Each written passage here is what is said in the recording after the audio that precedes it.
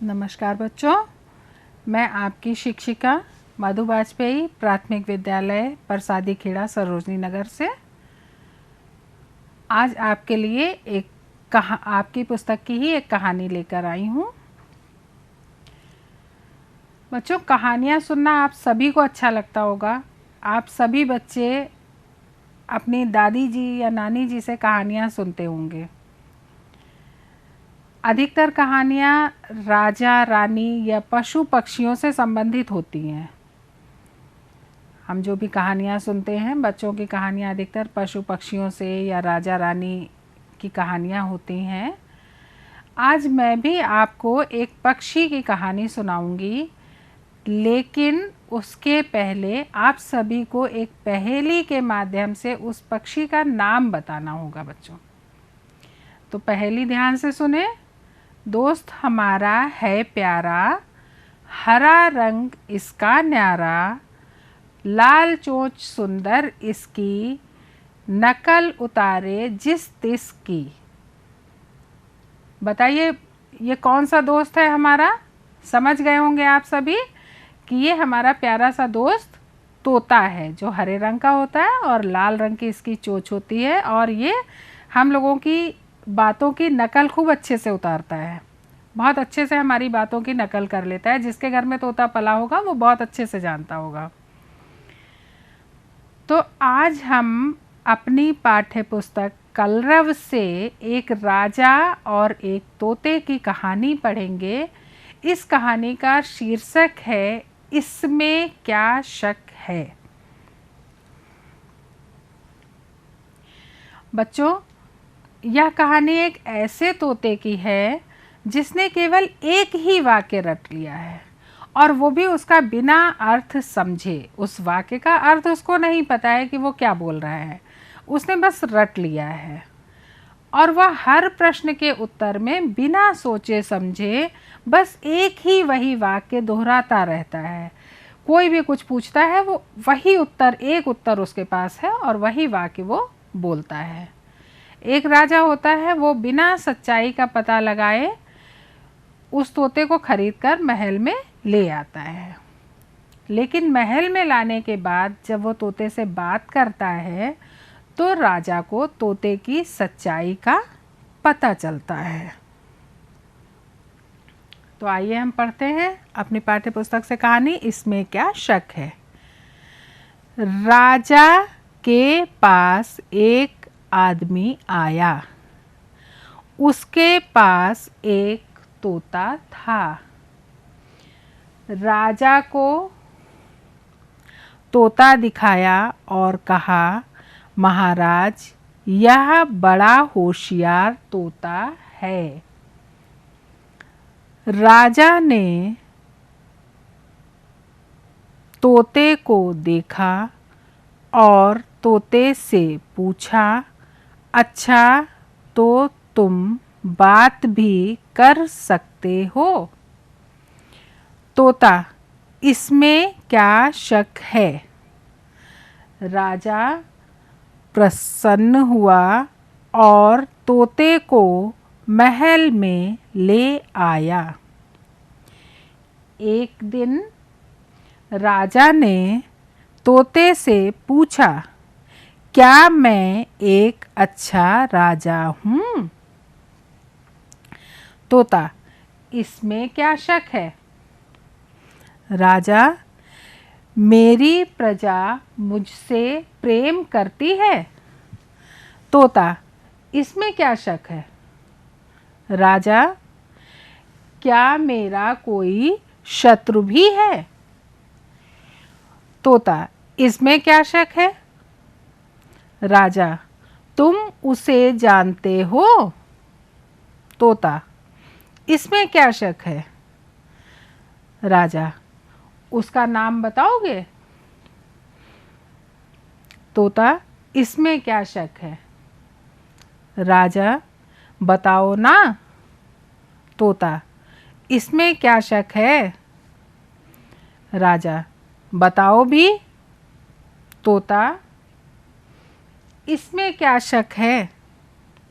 राजा, क्या एक ही रट लगा रखी है? तोता, इसमें क्या शक है? राजा, बेवकूफ हो क्या? तोता, इसमें क्या शक है? राजा, तो मैं ही बेवकूफ था जो तुम्हें खरीद कर लाया। तोता, इसमें क्या शक है?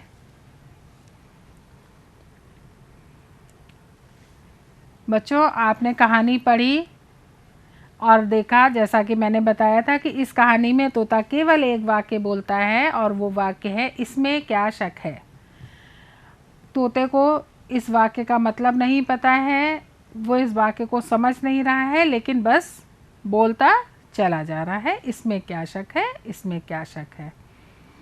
इस कहानी में कुछ कठिन शब्द आए हैं, जैसे होशियार।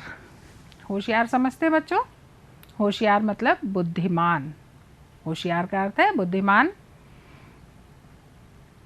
इसको अपने वाक्य में प्रयोग करने के लिए हम इस तरह से लिख सकते हैं, अच्छी शिक्षा हमें होशियार बनाती है। अगला शब्द है शक। शक का अर्थ होता है संदेह या आशंका। बिना सच्चाई जाने हर किसी पर शक करना गलत होता है। प्रसन्न। प्रसन्न का अर्थ है खुश। बच्चे अपने विद्यालय में बहुत प्रसन्न रहते हैं। प्रजा। प्रजा मतलब होता है राज्य में रहने वाले लोग। जब कोई एक राजा होता है, उस राजा के राज्य में जितने लोग रहते हैं वो सारे उस राजा की प्रजा होते हैं। इसको हम अपने शब्दों में प्रयोग करने के लिए लिख सकते हैं, राजा अपनी प्रजा से पिता के समान प्यार करता था। यानी जब आजकल तो बच्चों राजा नहीं होते हैं, जब राजा होते थे, छोटे छोटे राज्य होते थे, उनके अलग अलग राजा होते थे, तो वो उन राजा के राज्य में जितने लोग रहते थे सब उस राजा की प्रजा होते थे। और हर अच्छा राजा अपनी प्रजा को उसी तरह प्यार करता है जैसे एक पिता अपने बच्चों को प्यार करता है। अगला शब्द है शत्रु। शत्रु का अर्थ होता है दुश्मन। आलस्य अच्छे स्वास्थ्य का शत्रु है। यानी अगर हम आलस करते हैं तो वो हमारे अच्छे स्वास्थ्य को खराब कर देगा, यानी उसके साथ उस शत्रुता करेगा, शत्रु होगा हमारे स्वास्थ्य का। रट लगाना। रट लगाना बार बार दोहराना, जैसे वो तोता बार बार एक ही बात दोहरा रहा था, इसमें क्या शक है। बच्चों ने बाग में जाने की रट लगा ली थी। बेवकूफ़, बुद्धिहीन। सस्ता सामान खरीदने के नाम पर लोग बेवकूफ़ बन जाते हैं। ये हुआ बच्चों कठिन शब्दों का निवारण। आप भी ऐसे वाक्य और भी वाक्य बना सकते हैं, जैसे हमारी कक्षा के सभी बच्चे बहुत होशियार हैं, हमें किसी पर हर बात में शक नहीं करना चाहिए, हमें हमेशा प्रसन्न रहना चाहिए। प्रजा अपने राजा को बहुत प्यार करती थी। अपने शत्रुओं से हमें सावधान रहना चाहिए, हमें किसी बात की रट नहीं लगानी चाहिए। अगर कोई हमें बेवकूफ़ बनाता है तो हमें उससे सावधान रहना चाहिए। इस तरह से आप भी और भी वाक्य बना सकते हैं अपनी भाषा में। अब आते हैं बच्चों कुछ भाषा कौशल पे। जिन वाक्यों के द्वारा किसी को कुछ बताया जाता है, सामान्य जानकारी दी जाती है, उन वाक्यों को साधारण वाक्य कहते हैं, सामान्य वाक्य। इन वाक्यों के अंत में हम पूर्ण विराम लगाते हैं, ऐसे ये चिन्ह होता है पूर्ण विराम का, हम पूर्ण विराम लगाते हैं। और जिन वाक्यों के द्वारा प्रश्न पूछा जाता है, कोई बात पूछी जाती है अगले से किसी से, उनको हम प्रश्नवाचक वाक्य कहते हैं। इन वाक्यों के शुरुआत में या बीच में क्या, क्यों, कहाँ, कैसे, कितने, कब, किस लिए आदि इस तरह के शब्द आते हैं, और ऐसे वाक्यों के अंत में हम प्रश्नवाचक चिन्ह लगाते हैं। तो आपके सामने कुछ वाक्य हैं जिनमें हमें ये चिन्ह लगाने हैं, इनको विराम चिन्ह कहते हैं संयुक्त रूप से सभी को। तो इनमें हमें ये चिन्ह लगाने हैं। वाक्य को देखिए और पहचानिए कि इस वाक्य में पूर्ण विराम लगना है या प्रश्नवाचक चिन्ह। राजा के पास एक आदमी आया, इस वाक्य में जानकारी दी जा रही है या प्रश्न पूछा जा रहा है? जानकारी दी जा रही कि राजा के पास एक आदमी आया, तो इसमें कौन सा चिन्ह लगेगा बच्चों? पूर्ण विराम का। राजा के पास कौन आया, अभी मैंने आपको बताया क्या, कहाँ, कौन, कैसे, तो ये प्रश्नवाचक चिन्ह वाक्य हो जाता है। तो राजा के पास कौन आया, इसमें प्रश्नवाचक चिन्ह लगेगा।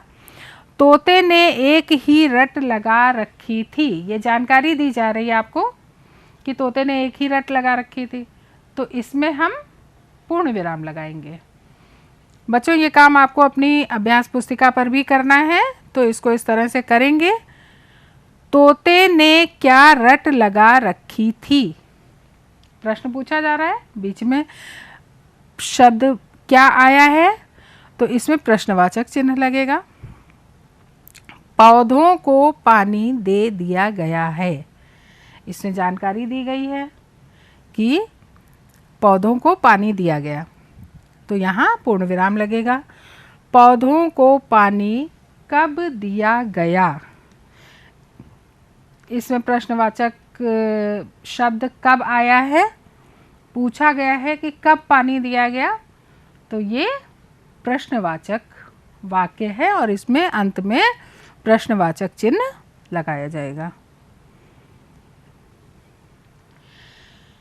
बच्चों इस कहानी से हमने सीखा कि किसी भी बात का जब तक अर्थ ना पता हो तब तक उस बात को रट लेने से कोई भी लाभ नहीं होता है। मतलब हमें किसी भी बात को रटने और बोलने से पहले उसका अर्थ पता होना चाहिए। अगर हमें अर्थ नहीं पता है और हमने कोई चीज़ रट ली है तो उससे हमें कोई भी फ़ायदा होने वाला नहीं है।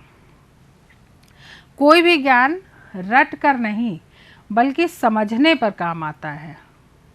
जब हम किसी भी ज्ञान को समझ लेते हैं, किसी भी बात को, उसमें क्या बताया गया है उस बात को समझने के बाद ही हमें कोई बात सीखनी चाहिए, बोलनी चाहिए। देखिए अभी ऐसी ही एक और कहानी आपको सुनाऊंगी जिसका शीर्षक है महात्मा जी और तोते। इस कहानी से आप समझ जाएंगे कि बात को रटने से नहीं उसको समझने से हमें लाभ होता है। तो बच्चों कहानी सुनते हैं। एक महात्मा जी थे, जंगल में कुटिया बनाकर रहा करते थे। एक बार वो अपनी कुटिया में बैठे थे, तभी उधर से एक बहेलिया निकला। बहेलिया समझते हैं बच्चों? जो पक्षियों को अपने जाल में फंसाकर पकड़ते हैं। बहेलिया एक बड़े से जाल में बहुत से तोतों को पकड़कर ले जा रहा था और वो तोते उसके जाल में फंसकर चिल्ला रहे थे और छूटने के लिए अपने पंख फड़फड़ा रहे थे। महात्मा जी ने तोतों का शोर सुना, उन्हें उन पर दया आई और उन्होंने सारे तोते उचित मूल्य देकर बहेलिया से छुड़ा लिए। बच्चों ये लोग जो पकड़ते हैं ये बेचते हैं पक्षियों को, तो महात्मा जी ने भी उनका मूल्य दिया जितने का वो बेचना चाह रहा था और उनको छुड़वा लिया। छुड़वा कर उन्होंने अपने आश्रम में उनको पाला और पालने के बाद उनको सिखाया कि उन्हें जाल में नहीं फंसना है। वो रोज़ सुबह से शाम जब भी उन्हें समय मिलता वो उन तोतों को एक ही बात सिखाते कि बहेलिया आएगा, दाना डालेगा, जाल बिछाएगा, लेकिन हम जाल में नहीं फंसेंगे। बहेलिया आएगा, दाना डालेगा, जाल में बिछाएगा, हम जाल में नहीं फंसेंगे।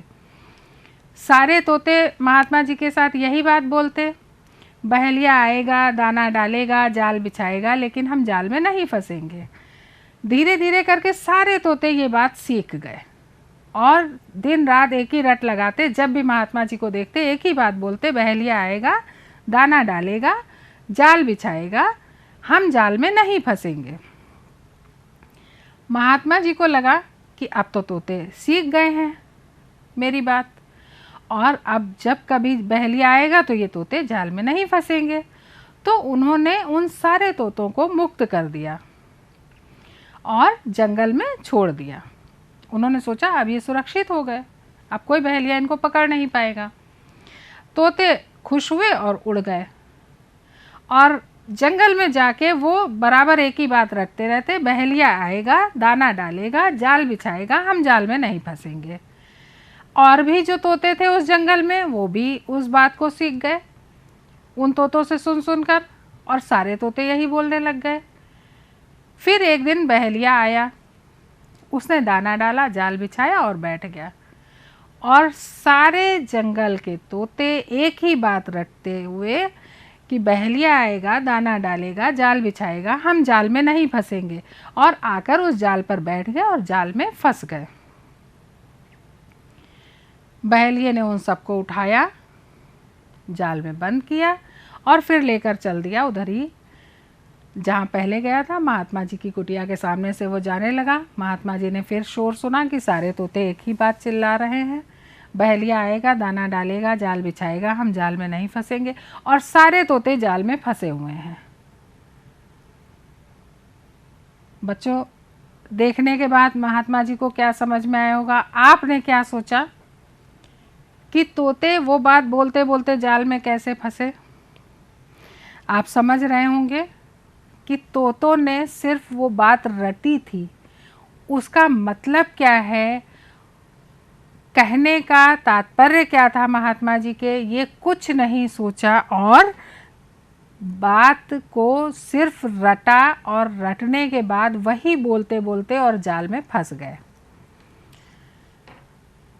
तो बच्चों, हमें किसी भी बात को रटना नहीं है, सीखना है, समझना है। जब तक हम किसी बात को अच्छे से सीखेंगे नहीं, समझेंगे नहीं, तब तक उससे हमें कोई लाभ होने वाला नहीं है। अब आपके लिए प्रश्न हैं जो कि आपको करने हैं अपनी अभ्यास पुस्तिका में। राजा तोते को महल में क्यों ले आया? आपने कहानी की शुरुआत में पढ़ा था बच्चों कि एक आदमी आया, उसने राजा से कहा कि ये बहुत होशियार तोता है, ये आपसे बात भी कर सकता है। तो राजा को वो तोता बहुत पसंद आया, क्योंकि राजा को तोता अच्छा लगा, तो वो तोते को महल में ले आया। अब बात आती, राजा को तोता क्यों अच्छा लगा? क्योंकि तोता बात कर सकता था। राजा ने देखा तोता बहुत अच्छे से बात कर सकता है, तो उसको लगा कि इसको महल में ले चले, इससे बात करेंगे। एक पक्षी से बात करना अच्छा लगा राजा को, तो राजा को तोता क्योंकि बात कर सकता था इसलिए अच्छा लगा। तोता हर प्रश्न का क्या उत्तर देता था? बच्चों, आपने पूरी कहानी में देखा तोता एक ही उत्तर देता था, इसमें क्या शक है, इसमें क्या शक है। कहानी इसमें क्या शक है से हमें क्या शिक्षा मिलती है? बच्चों, आज हमने दो कहानियाँ सुनी, एक इसमें क्या शक है और दूसरी महात्मा जी और तोते। इन दोनों कहानियों से हमें एक ही शिक्षा मिलती है कि हमें बिना समझे कोई भी बात नहीं बोलनी चाहिए। हमें कोई भी बात बताई जाती है, उसका जब तक अर्थ नहीं पता है तब तक उस बात को सीख लेने से हमारा कोई लाभ नहीं होता। हमें किसी भी चीज़ का लाभ तभी मिलता है, किसी भी बात का लाभ, किसी भी शिक्षा का लाभ, जैसे महात्मा जी ने तोतों को शिक्षा दी थी कि बहेलिया आएगा, दाना डालेगा, जाल बिछाएगा, लेकिन हम जाल में नहीं फंसेंगे। ये महात्मा जी ने शिक्षा दी थी तोतों को। लेकिन तोतों ने वो शिक्षा ना ग्रहण करके सिर्फ उस वाक्य को रट लिया था। महात्मा जी के 3 वाक्य कि बहेलिया आएगा, दाना डालेगा, जाल बिछाएगा, लेकिन हमें जाल में नहीं फंसना है, हम जाल में नहीं फंसेंगे। इन चारों वाक्यों को रट लिया था, लेकिन उसका मतलब नहीं समझा था, उसको अपने जीवन में उतारा नहीं था कि हमें जाल में नहीं फंसना है, हमें लालच नहीं करना है, दाने के लिए नहीं दौड़ना है। तो इस कहानी से हमें यही शिक्षा मिलती है कि हमें बिना सोचे समझे कोई भी बात नहीं बोलनी है। जब तक हम किसी बात का अर्थ ना समझ लें, किसी बात का में क्या ज्ञान दिया गया है, उस ज्ञान का हमारे जीवन में क्या महत्व है, जब तक हम ये सब बातें नहीं समझ लेते हैं, तब तक सिर्फ रट लेने से कोई भी बात हमारे लिए उपयोगी नहीं हो सकती है। हम जब तक उस कही गई बात में, उस सिखाई गई बात में, या किसी ने हमको जो सिखाया है, जो शिक्षा दी है, उसमें क्या कहना चाहता है, उसका हमारे जीवन के लिए क्या महत्व है, हम उसको अपने जीवन में किस तरह उतारेंगे, किस तरह उसका लाभ मिलेगा, हमें क्या करना है, ये सारी बातें जब तक हम नहीं सीख लेते हैं, तब तक हमें उस वाक्य को रट लेने मात्र से कोई फायदा होने वाला नहीं है। अब बच्चों, हमारे सामने है गृह कार्य। गृह कार्य जो हमें अपनी पाठ्य पुस्तक से करना है। हमारी पाठ्य पुस्तक की पृष्ठ संख्या 30 पर इस पाठ का अभ्यास कार्य दिया गया है, जो हमें अपनी अभ्यास पुस्तिका में करना है। और जैसा कि मैंने पहले भी आपको, पिछले पाठ में भी आपको बताया था कि यह गृह कार्य करने के लिए हम अपने घर में अपने बड़ों की, अपने मम्मी पापा, बड़े भाई बहन, किसी की भी मदद ले सकते हैं, या फिर हम अपने विद्यालय में अपने शिक्षकों को फ़ोन करके और उनसे मदद ले सकते हैं, और दीक्षा ऐप से मदद ले सकते हैं। दीक्षा ऐप सभी ने, जहाँ तक है, डाउनलोड कर लिया होगा। बहुत ज़रूरी है बच्चों आपके मोबाइल में दीक्षा ऐप होना, और उससे हमें ये गृह कार्य करने में बहुत मदद मिलती है। तो हम दीक्षा ऐप ज़रूर डाउनलोड करेंगे और दीक्षा ऐप खोलेंगे। आप लोगों को उसका तरीका तो पता होगा। दीक्षा ऐप खोलेंगे, खोलने के बाद उसमें विषय, कक्षा और विषय दिए रहते हैं। पहले हम अपनी कक्षा चुनेंगे, कक्षा 3, विषय हिंदी। तब हमें हिंदी की पुस्तक का नाम दिखेगा, कलरव। हम उस पर क्लिक करेंगे और उसमें फिर अपना पाठ ढूंढेंगे। जब हम पाठ अपना ढूंढेंगे, इसमें क्या शक है, तब उसकी जो अभ्यास कार्य हैं उसका हमें ज्ञान होगा उसमें से कि हमें क्या करना है और कैसे करना है। तो आइए समझते हैं हमारे गृह कार्य को कि गृह कार्य में हमें क्या क्या करना है। पहला अभ्यास है हमारा, बताओ तोते वाले आदमी ने राजा से क्या कहा। तोते वाले आदमी ने राजा से क्या कहा, कहानी की शुरुआत में ही आपको ध्यान होगा। उसने क्या कहा कि यह बहुत ही होशियार तोता है, यह आपसे बात भी कर सकता है। तोते ने राजा के हर प्रश्न का क्या उत्तर दिया। बच्चों, ये बात तो आपको अभी तक रट गई होगी कि तोते ने राजा के हर प्रश्न का क्या उत्तर दिया। तोते ने राजा के हर प्रश्न का सिर्फ एक उत्तर दिया, इसमें क्या शक है। राजा ने तोते को बेवकूफ़ क्यों कहा, बता सकते हैं बच्चों? क्योंकि तोता हर बात के उत्तर में एक ही वाक्य रट रहा था, इसमें क्या शक है। राजा ने पूछा, मेरा कोई शत्रु है, इसमें क्या शक है। उसका नाम बताओ, इसमें क्या शक है। बताओ भी, इसमें क्या शक है। बताओ ना, इसमें क्या शक है। तो क्योंकि तोता हर बात का एक ही उत्तर दे रहा था, इसमें क्या शक है, इसलिए राजा ने तोते को बेवकूफ़ कहा। दूसरा प्रश्न है आपका, राजा उधर से जा रहा था, राजा उधर से जा रहा है, राजा उधर से जाएगा। इस उदाहरण की तरह ही नीचे दिए गए वाक्यों को पूरा करो।